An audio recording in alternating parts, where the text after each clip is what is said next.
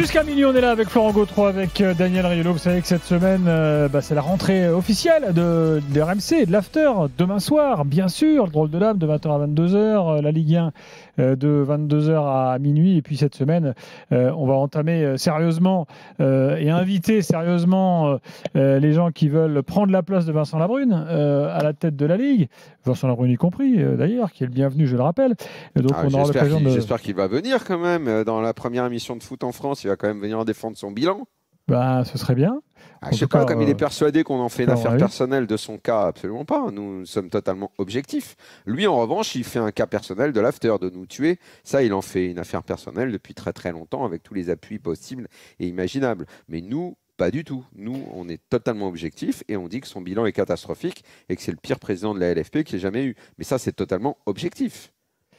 Et puis bien sûr, il y a des matchs cette semaine, notamment le match retour de Lille, ce sera mercredi, face au Slavia Prague, et le match retour de Lens à Athènes. Je crois qu'il y a le feu à la Ligue jeudi. En ce moment, il y a un peu le feu à la Ligue. T'as vu qu'il y a quoi, pardon ? Il y a un peu le feu à la Ligue. Oui. T'as pas vu qu'il y a eu le feu aussi à la buvette d'Orléans ?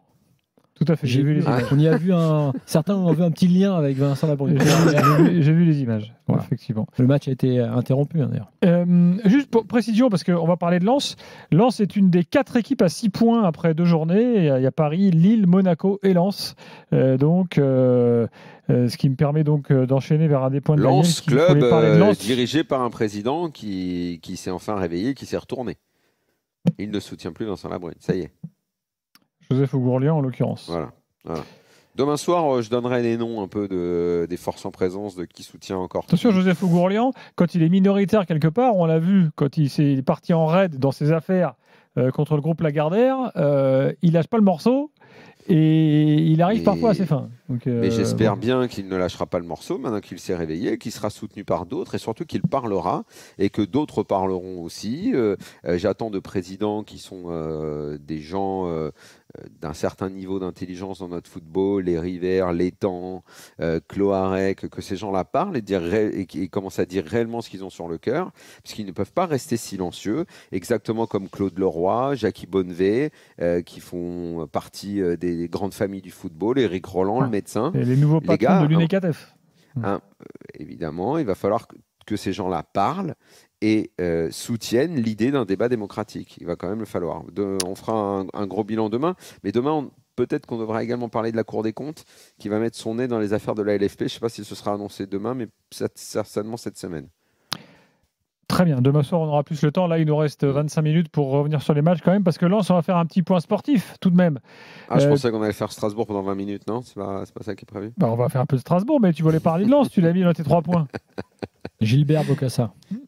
Non, moi tu sais, je suis pas comme ça, je suis un démocrate moi, justement. Écoute, il me semble qu'on a vu une équipe de Lens, alors en plus là comme ils sont entre matchs de Coupe d'Europe, j'ai cherché à comprendre si c'était une équipe remaniée ou avec des titulaires, parce que bon, en début de saison, est-ce que Will Steele a déjà une équipe de titulaires ? Il me semble quand même qu'elle était un peu remaniée. L'équipe elle était remaniée, oui. Oui.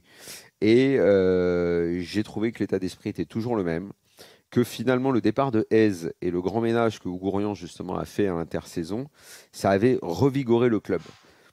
Quand tu as ce genre de grand ménage, tu peux avoir des gens qui disent « Ah, mais nous, on était contents. Avant, on a vécu toute l'aventure francaise. » Je pense à un mec comme Sotoka, les Frankowski, les Gradit, ceux qui sont là depuis quand même longtemps maintenant. Moi, je trouve que tout le monde est revigoré dans cette équipe, qui a un nouveau souffle. Will Steele, c'est un entraîneur qui aime que son équipe mette de l'énergie. Francaise aimait ça aussi. Il voulait que l'équipe mette sans arrêt le pressing et marche un petit peu sur ses adversaires. Là, c'est encore le cas.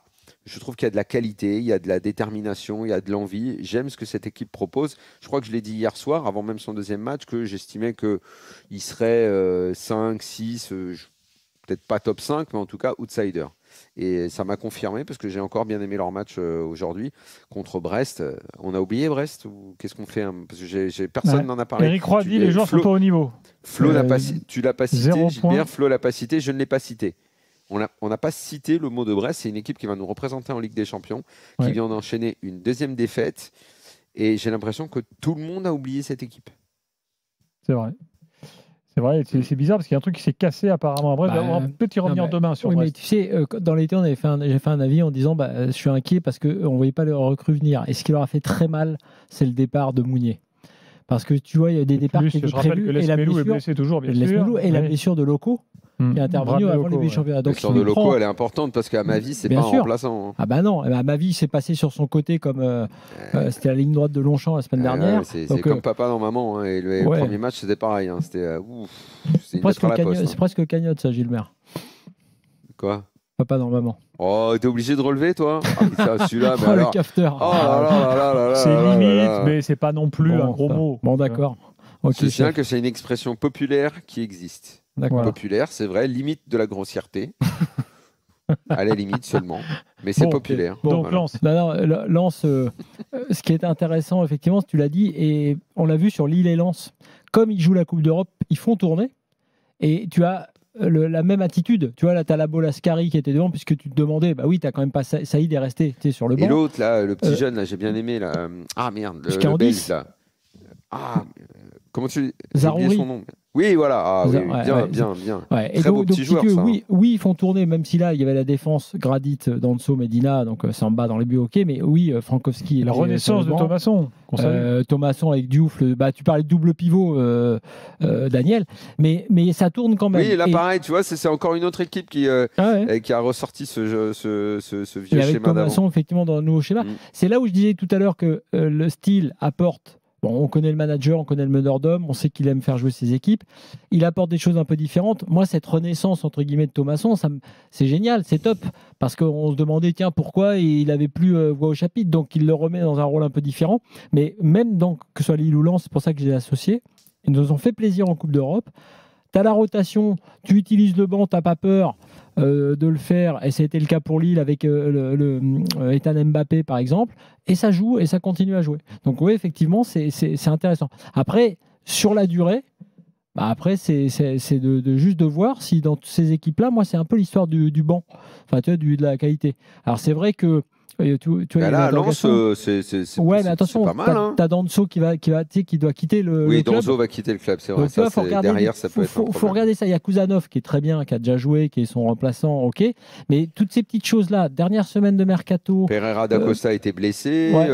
Il peut y avoir du monde quand même. Bande touche et tout, faut regarder. Mais effectivement, ce qui est sympa, c'est comme le petit Sahraoui, puisque tu parlais de Sahraoui à Lille, c'est exactement ces profils-là. Très bonne recrue. Des joueurs hyper intéressants qui Wesley Saïd n'a pas joué aujourd'hui. Non, je le trouve assez étoffé, l'effectif, assez cohérent, moi, l'effectif de Lens. J'espère que cette semaine, ils vont passer, parce que ce serait dommage, dans un bon début de saison comme ça, de se gâcher et de ne pas passer là, alors qu'ils avaient fait, effectivement... J'aimerais bien qu'il y ait la récompense, quoi, tu vois, qu'ils ne payent pas. En plus, c'est Panathinaikos, et j'ai pensé, ils ont joué à 10 et tout ça, et à cause de ça, ils n'ont pas pu faire un écart un peu plus conséquent. Ça m'a fait penser un peu à l'OM l'année dernière, qui contre la même équipe, en jouant à 10 contre 11, a hypothéqué ses chances un petit peu. Alors avec un petit truc plutôt positif que nous disait un fan de l'after supporter grec qui est venu là, dans l'émission le soir du match, et ils vont jouer au stade olympique, et non pas dans leur chaudron, on va dire. Donc c'est peut-être un peu plus... espérons. Voilà, un peu moins compliqué.